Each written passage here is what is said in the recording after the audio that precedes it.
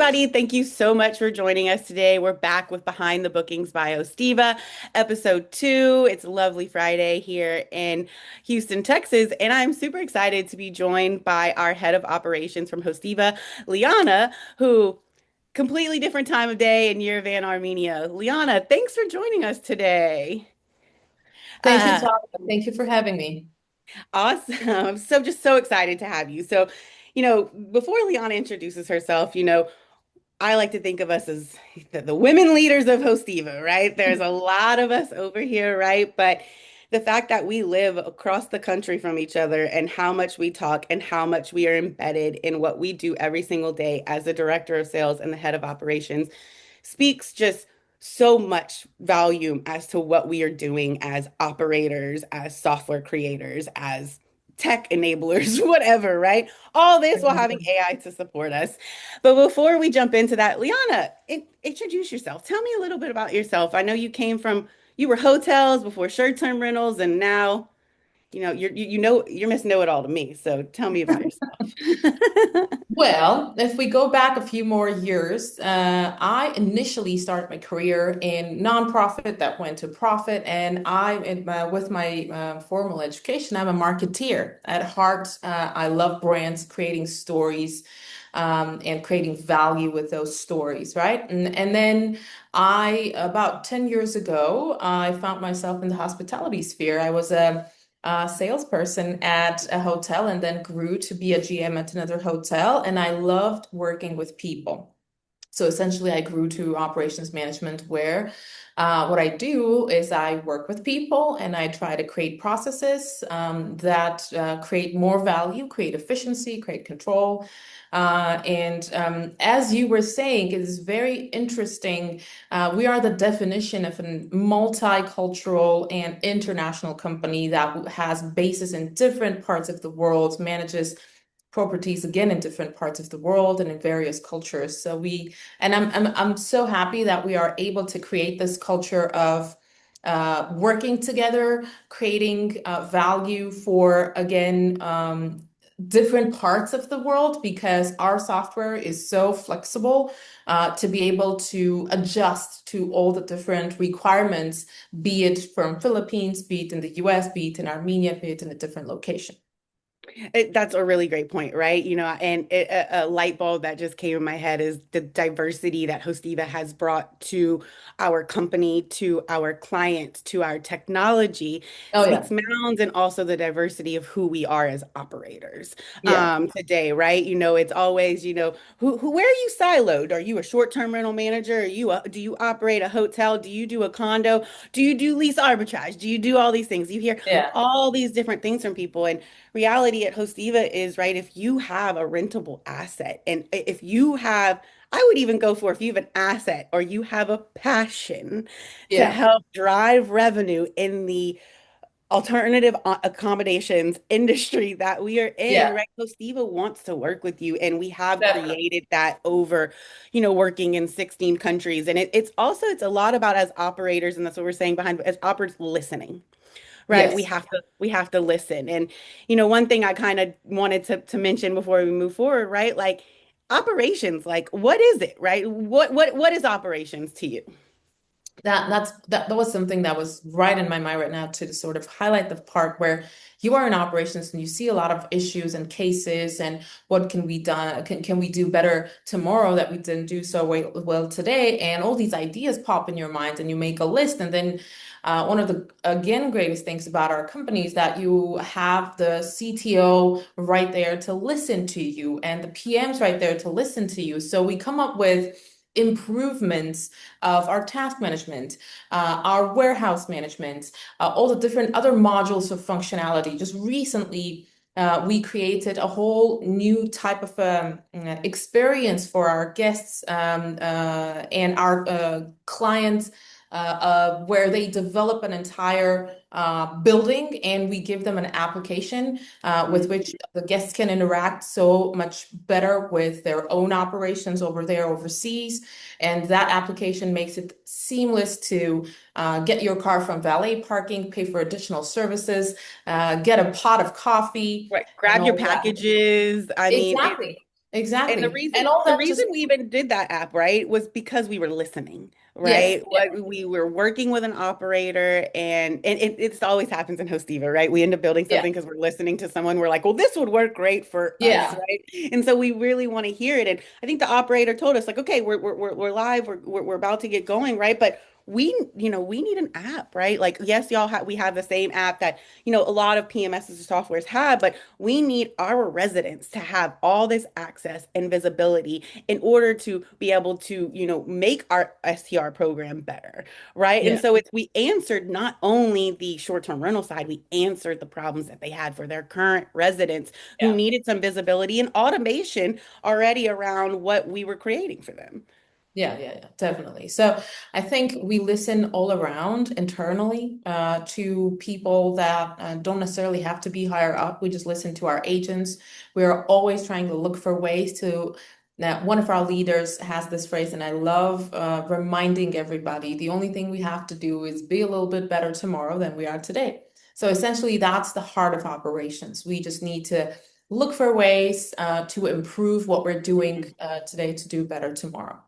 And I like to add that, with us, and I think what's fun, us and all our partners, it's also like be better today than you were tomorrow, and be free to do it creatively, Oh, right? We don't need to do it because it's the way that someone else did it, right? Like the reality is that we're like we really want to try the new things that are in there.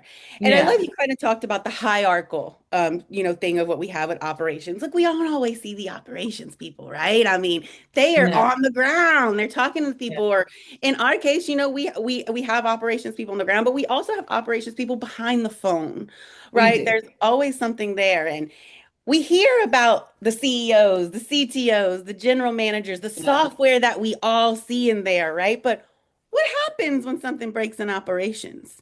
The one thing that we don't see. Well, things that are behind the scenes, you don't, yes, you don't always see, but people are what is behind the operations, right? So it's all about trying to coach them to be more patient, to be more empathetic, try to look for creative solutions, just like you were saying. And one of our leaders, again, is always encouraging us to look at how we can take technology, create technology that will help the human be better. So our agents, a lot of the time, when we deal with daily issues and problems and breaks in our processes and daily procedures, we look for ways of how we can do it better with AI because we have integrated, we're AI powered, right? And just the very recent one that we're doing, I'm calling it customer support helper. I'm sure we'll come up with a better naming in the future. It's just in the initial stages, but it's basically going to be like, you don't have a supervisor that can talk to you right now, or the manager is busy on another call. Ask the helper, and the helper is connected to all your different resources. It's connected to all your data of precedents of what other cases happened. And now you have an AI that can Mhm. coach you on the spot with all the data that you have gathered as a company. So it's customized to your needs. When things break, the entire team here overseas is we're very much like a family over here, trying to help each other, and it doesn't necessarily. We sort of have this concept of a unified agent where people have cross trainings across departments. Mhm. So if there's a need, we have been flooded in our onboarding, and people have take additional hours. They help to onboard more properties because we need them onboarded yesterday, right? Or we have a pricing issue and people have to help people in pricing, and or people need to help in marketing, whichever it is, people are always willing and able to help, right? So cross training at all times, hiring at all times, because as you know, frontline is always the one that suffers the most because It it's is. really hard. It is very hard to manage problems on a daily basis, right? So people do burn out easily. But of course, we have the hierarchy of different grades of agents that help each other, supervisors that are always there, shift leads, managers, quality control, Mhm. and all those people are in place to help the agent in time of need. So if you're a small operator and you're listening to this, right, that was just the best explanation of what's happening in the back end. But that also made me like, if I was like, wow, that's how big, I know how big Hosteeva is, and that's how Yeah, big we are, right? And it just yeah, reminded me, like, whether or not you manage thousands of properties over multiple countries like we do, or you manage one or five, right? You have an operations team. That operations could be one. You could be the cleaner. You could be the guest review person. You could be everyone, right? But what in our industry, what helps us stay flexible when things break is allowing everyone to kind of understand the flow of the process, right? Have the SOPs, understand why marketing, sales, onboarding, pricing, why we all kind of mix together, right? Understanding the volume of what's actually happening, right? You're right. We get really busy during times where sometimes, look, the phones are ringing as much as the onboarding team needs help in yeah, there, or all of a sudden events are happening, right? And even though we have yeah, dynamic pricing tools that are changing the rates, their human eyes need to get in and make adjustments with that. yeah, yeah, And yeah, all of that say, and then we have AI today, right? So the one thing is like, how do you, this is another creative way, like, how do you, as one person or a call center of people, right, understand the importance of operations to the overall flow of the booking, right? The booking's happening. I'm getting bookings, cool, but what is happening behind the scenes, and how yeah. do you support yourself behind the scenes? I'd like to pick on AI for a second because why not, right? At Hosteeva, we are Of very, course. very, very embedded in AI, right? And Yeah, I know yeah, myself, I've used it for about 4 years now. And I've been at Hosteeva for almost 3 years. That we write our own language models. We yeah, do all this thing with it. But let's talk about our operators, right? Our humans. A couple years ago, everyone was pushing back on us, right? I mean, I remember a team lead yes. call last year where people were not, I can't People believe didn't y'all. believe that would be possible. They were like, I can't I believe you're gonna remember make us that. do Yeah. this. I remember the very first project that we had that AI was going to be used to improve efficiency there. Everybody was very skeptical. A lot of people were trying not to be, but it was new to everybody, right? So people didn't have a whole lot of trust, Mhm. especially in customer service, when people usually think the human can do best, right? That's also another stigma that you have to overcome. And luckily, some of the leaders pushed through, made it their own project to push this through. And we sort of had a bit of a different structure to actually make it happen. It would bypass a lot of hierarchy. So a person higher up would work with a very specific frontline person, right? And within about 6 months, it amazed me how fast we were able to transform our average response time from hours to minutes, right?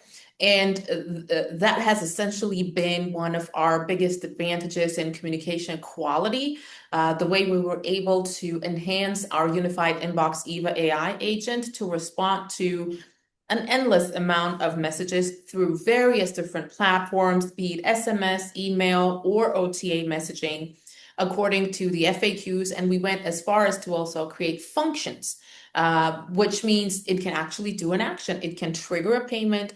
It can Mhm. create an extension of an early check-in or a late checkout. And there's no human involvement, which also creates less opportunities for humans to mess up as well, right? Because we know human error is always present in Right. human interaction. Uh, of course, our AI has improved greatly very fast, Mhm. and humans helped. There was no situation where we only used AI to improve AI. AI is not going to approve on its own. It's Exactly. not learning this on its own. It's learning because of what the Exactly. input we are giving it as humans. Yes, so that's very important to understand that there is effort behind it. But when you grow it to a level, it starts also learning itself, being creative, and we've seen so many different interesting cases. Another thing that I wanted to mention is that overall in the world, we used to have a higher expectation of performance as a whole. And I don't think we do have that now as much with AI because the more people use AI, the more people are satisfied with the good enough quality, That right? is a great point. That was one of my aha moments at a recent conference that I attended about AI. And continuously, we are being okay with AI's performance, just making sure that it does what it needs to do. Which I think is a trend that's happening in the world, which is fine, but we need to be very alert and keep improving AI thinking and logic Mhm. and mimicking by pouring a little more human effort into it. Because yes, it learns, yes, it grows, but humans are important in that path. Mhm. I mean, it's not unlike a regular agent, right? So an AI agent versus a human agent you just onboarded, right? Both have to go through training. Both Yes, have to exactly. understand what's going on. Very Both good need point. continued education. Both Yes. need someone to talk to every day. If I don't talk to my AI every day, she's not going to do anything. Right? And I get like we have agents that are actually now set up that can help There's us with such a things with funny break financials. where my friend yesterday was telling me, she was like, I think my AI is so human, it gets tired by the end of the day. It just can't respond to any more of my And I prompts. tell myself that too. Like, and it's like, am I tired or is the AI tired? Because I'll be sitting there and I'm like, she's not answering the way she's supposed to. We'll try again tomorrow. Like, did Yeah, I exhaust exactly, the AI exactly. or does Yeah, my brain not know how to prompt and generate what needs to be yeah, generated anymore? So it's funny that you say that, right? So the expectations of what we think of AI, like, is it good enough, right? I mean, I remember like rereading emails like 10 times before I sent them, right? Or text messages and stuff. And you're right. Like now with AI, like I'm reading it, but I'm like, maybe I wouldn't use that word, but why change the sentence if it's getting the point across? So with that yeah. being said, if our expectation just with AI, doesn't matter who you are, an operator, guest, et cetera, maybe our expectations are going down a little bit because we're understanding how to work with it. Do you think that guest expectations are higher or lower than they used to be? I think overall in the industry, people value time more than they value quality, if I may dare say that, right? In business overall, time is of essence for humans and customers right now. I think their time is much more valuable than the money they spend. So they would spend more if their time would be reserved, right? So that is why I think people are increasingly more and more okay with the good enough because it gets them there Time. faster, right? It gets the answers Yeah. to the client faster. I remember a case where one of the guests was talking to AI for about a day and a half, various issues and etc. And then the guest had an aha moment, was like, "Oh my God, I've been talking to you, and you're an AI agent. I didn't realize." It was so funny to read. But yeah, a lot of the times people don't necessarily even realize that's Right. how personalized AI can also be. Very personalized in different cases, depending on how you train it, of course. I've But speed is very The important. speed, like you said, speed and time. I've recently, my phone is constantly ringing off the hook with spam calls, right? I'm also a salesperson who cold calls, right? So karma purposes, I answer my phone every now and then. And I always try to guess, is this AI or not? Sometimes I honestly don't know, right? I'll talk for a Yeah. bit and I'm like, man, I'm not sure. I've listened to a recording of myself and you're like, really, you're like, who is it AI or not, right? And so the You won't reality know. is it's and like we always say, and I know we get tired of hearing people say this, right? Like expectations are there, right? And right now the expectations I think are time, like you said, Yes. right? Like I think everyone wants quantity and quality together, but it's not really kind of how the world works, right? But they want time. So I will hear an operator say something like this. I don't want AI to respond. I don't want it to send automated messages out. This isn't common, right? Because people don't have that Yes, kind it is. of Yes. time. But as a guest, right, I want a instant response, right? Yes. I want like and I also don't want fluff, right? So if you're Right. the owner or you're the one who has more passion in this property and you're answering and you're like, "Oh, Talia, thanks for this. It's so lovely that you're coming and you're giving me no, no. When I ask a question, I want a direct answer, right? I'm also a person when I book, and I've said this many times, I do not read anything until I am literally en route to the property, Yeah. right? Like I look at it, I see the price, I see the location, I pay for it, and I do not read one thing until we are Mhm. literally packing and packing because usually I'm like, do I need to bring a blow dryer? Do I need a pack and play? And Yeah. it's funny now with AI, I don't even have to read. I love it when they have a chat and I can Yeah. just ask these Ask the things. questions and get your answers as soon as you are there. And because also people are getting sort of away from phones, right? We used to call people all the time. We used to ask questions to people also all the time. Now we have also deviated from actually human to human interaction to being more comfortable into human to technology interaction, right? So it's easier for people to find out answers on their own time. Doesn't necessarily have to be a business hour, non-business hour, although we work 24/7. But I feel like people are so much, especially the younger generation of our We've been customers. able to empower them, right? Like Yeah. we're empowering them. Because I remember first starting my first job, right?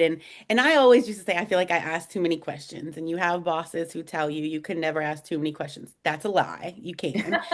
But you can never ask too many questions to AI. Yeah, But we've exactly. empowered Yeah. our team to be able to like go find the answers for themselves, like Yes. review with a supervisor, talk about it, right? But you from step you have some kind of you have your hands on knowledge, Yes. right? How it's coming to you in different ways. Additionally, one more layer of that we just really thought about because we were making a decision to make like an entire campfire type of a discussion board or Reddit type of a discussion board that would be public. Well, all the questions would pour there. People would learn from each other. One of the guys was like, "What if I want to ask a dumb question and I don't want it asked publicly?" Very directly. So we made a decision to probably have private accounts as well, where people are not afraid to ask dumb questions. How many Mm. times did I have a dumb question to ask? And I sort of didn't want to ask anyone to not seem dumb, right?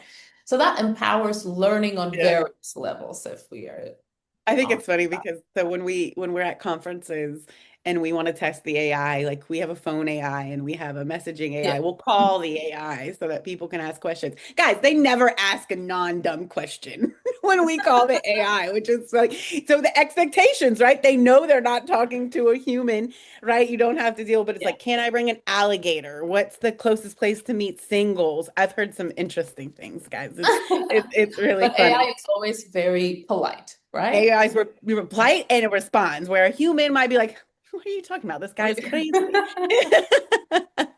Yeah. Is there anything that you think, like, so let's think behind the booking, right? The guest comes in, we're booking the property, right? Is there anything where guests are usually shocked by what happens, like behind the scenes that you can think of? Sometimes, well, one of the recent cases that is in my mind right now is sometimes we as vacation rental operators, right? We purchase a simple thing like a wristband from a resort company, and people don't understand why we charge them if they throw it away. But we have to charge them because we also buy it not for $1, as everybody might think it's from China. I mean, most probably Yeah. originally was from You China. might have 1,000 of it in Exactly. bulk. But we still pay about $15 to $20 a piece, and then we ask them not to throw it away. But if they end up throwing it away, then we end up charging them. And I do understand the people myself, if I put in myself in the shoes of a guest, if I didn't know behind the scenes, right? But then again, not a lot of people read your check-in instructions and all the different fine They are print. not reading stuff, guys. Like Right. nobody's reading And anything. when you're exactly, but also legitimately, when you are a guest, what you want on your vacation, you want everything to be seamless, right? So you don't want to know anything behind the scenes. You just want, if you have a problem, you want it fixed Mhm. seamlessly. You want to go to a place that looks exactly like the photo. You want the heater to work without your interaction. You want the towel to be fluffy, and you want the weather to be You perfect. That don't is want to interact with people, right? And no, no. there might be a tiny, tiny percent of people who want to interact with people today. And there's a certain demographic, and they're probably from the South, and they're probably a little older. But I think, those people don't want to yeah, talk with people. maybe definitely 40 plus that don't have enough human interaction at home and need the people. We do get, one, I remember one call, it was so endearing. There was this senior gentleman, he wanted to go for his granddaughter's ceremony. I think it was graduation or something. He hadn't seen them for like 4 or 5 months. It was a big deal for him, and he made a mistake with his reservation and he couldn't get out of it because he needed to make a date change and all of that. And one of our agents was, and there was a big difference in age, right? But he was so empathetic, and he was just like, I'm gonna take care of you right now. And the guy just couldn't believe that the human would be able to overlook certain rules because this person needed help right now. Yeah, And so the empathy. agent, right? So the agent got online with the manager and approved the date change and the various other things that needed to be done. And the guy cried. The senior gentleman cried online. He was Oh, so that very, yeah, warms your heart, right? You know, yeah, you yeah, read yeah. all this But stuff online all the time because I mean, I get it. We have cancellation policies, we have things, and people, you're like, it's it's so hard because this is a human-based business, right? yeah, Based on memories, and we also are driven off of reviews and creating repeat business. So that's when, like that's why we still have humans involved in yeah, this, right? And look, yeah, the AI probably would have talked to him for a while and then got a human involved. But the AI yeah, would, before it made that decision to move forward. yeah. I always, it's But an human, interesting example that I have. I always find that guests get kind of, and when I say guests get, I travel a lot and I travel with family and I travel with friends who don't travel a lot, right? So I have one friend like in her 40s and she's been kind of sick. Well, we travel often together and she was like, I need late checkout. I need late checkout. And I was like, I don't think it's available. And she's like, what do you mean? And I remember I didn't want to be rude to her and be like, well, you know that people have to clean before somebody else checks in oh here yeah. later. And when I booked this, it wasn't available on this day. So, because it's like trying to tiptoe, and Yeah, it's like a light bulb like came in her mind, right? And same thing I've had with family. We travel, they get there early. yeah, Why can't we get in early? I mean, I know check-in's at 3, but we're here at 12. I'm like, again, you can yeah, ask for early check-in and check out, but yeah, this is where guests get surprised by something, right? And they're like, oh, well, we yeah, can't go in. Like they don't, just because we understand everything about the operations of what's happening, right? Again, guests are just going to travel. They are going yeah, on yeah. They don't want vacation. to think about it. But sometimes, guests can also be very understanding. They show up early. We tell them, you know what, we can open it up for you. You can get your beach towels Hmm. and go to the beach while we make it ready for you. So we are always trying to be flexible. Or even with, very difficult cases where we can't necessarily find a relocation. In a lot of our locations, our area managers would wake up in the middle of the night and go help people, especially with large families. And also human to human in hospitality is still very much alive. And yes, I think specifically with challenging cases, as we call them behind the scenes, in challenging cases, people always appreciate the human that comes Agree. up with creative solutions. Yeah. This has been a wonderful conversation, and we're going to get towards wrapping up, right? But I think that, the goal of this was to talk about operations, right? Like behind the scenes and who and what are the operations, right? And we wanted to very clearly show that it's humans and it's AI, right? And Yeah. that's just what hospitality is, right? Prior to AI, and I want to say like 5 years ago, right? I sold a dynamic pricing tool, right? And I remember people constantly saying, right, a human needs to do this, right? They need to be able to Yeah. see when things happen, right? And the reality is like machine learning, dynamic pricing, like that's been around for decades, guys. Like Yeah. decades and humans working on top of it. And the AI as we know it today has just been exposed to us in a Yeah. different way because a couple companies like OpenAI, Anthropic, and Elon Musk decided, hey, how do we get this together and offer this to the public? Yeah. Right. And thankfully they did Made do it more that. available. They made it more available. But with that being said, right, and I think this is a question people have on their minds all the time is where do we see hospitality tech going in the next 3 to 5 years? Very interesting question. I remember myself looking at those, no front desk hotels about 8 years ago, and I would be like, no, that is never happening. People need people, right? I was so very sure about it. Same thing when in Armenia we have water in the street out of fountains that are drinkable, and people would be bringing bottled water, and I would be like, that is never happening. Well, fast forward 10 more years, everybody drinks bottled water, right? Same thing here. Technology and advancement, culture is such an interesting thing that it changes as we go, right? We bring new thought processes, we bring new ways of behavior and customer service, and um, customers interestingly like new things. They try new things, and all of a sudden now they don't want to talk to a human where they don't have to talk to a human. So all of these options just create more opportunity for various different types of experiences. So I think we Mhm. are looking at different ways of experiencing the world in hospitality. And as we go, we should just always think about it as not good or bad, but just different. And I think one of the greatest things that a human can do is be curious, be agile, and always ask the right questions. And at Hosteeva, we'll listen and we adapt. And with our AI-powered technology, we are always fast on our feet. So I think we That will is be in the future of hospitality. That is just such a beautiful way to put it, right? Because people ask me all the time, and even as someone very, very like into it, and I think it's interesting, like this conversation, because different demographics feel differently about it, right? And I do find like there's a younger generation now that's more scared of AI than an older Probably. generation. And I even, one of my sisters is in young 20s, early 20s. I was talking with her and some of her friends, right? And they were like, "You're just so in AI. Does it not scare you?" And I said, I have to tell you, like, I was around when the internet came out. That is Like, very true. People I, forget about it, right? I It's remember the new. internet coming. I remember there being no internet. I remember there being internet. And I was a child, but I remember like this crazy, like different thing. And it's Oh, gonna yeah. take jobs and the world's gonna, we thought the world was gonna end in 2000, guys. Like Right. like I mean, Oh the my God. millennia That is very true. I'd totally forgotten about it. It and was all and legitimately a case, yeah. wild things, right? And look at Yeah. us today. Right. Right. And that's what I said was I think that there's a lot to be said when you said like it's not good and it's not bad. There's no thought connotation that goes on with Yeah. what's happening right now. It's happening.